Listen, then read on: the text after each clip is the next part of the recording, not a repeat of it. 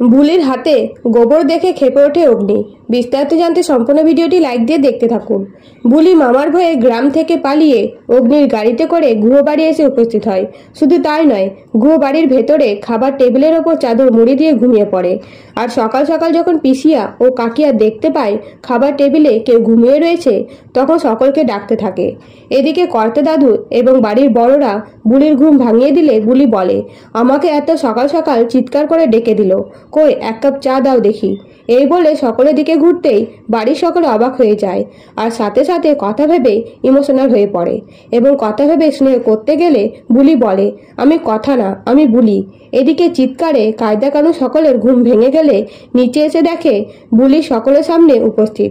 শুধু তাই নয়, সকলে বুলিকে কথা ভেবে মেনে নেয়। সেই মুহূর্তেই অঙ্কিত এসে বলে, ও ঠিক বলছে, ও কথা না, ও বুলি।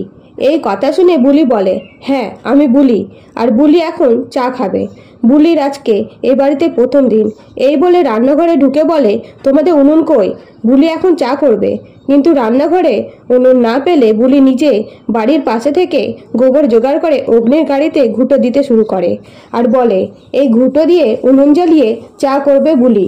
অন্যদিকে সকাল সকাল অগ্নি গোবরের গন্ধ পেলে বাইরে যেয়ে দেখে অগ্নির গাড়িতে গোবর দিয়ে ভর্তি করে দিয়েছে। এই দৃশ্য দেখে খুব রেগে যায় এবং বুলির সামনে রেগে চিৎকার করতেই বুলি চমকে পড়ে যেতে যায়। তখন অগ্নি বুলিকে ধরে নেয়। তো বন্ধুরা, বুলি আসল কথা নাকি কথার কোনো যমজ বোন?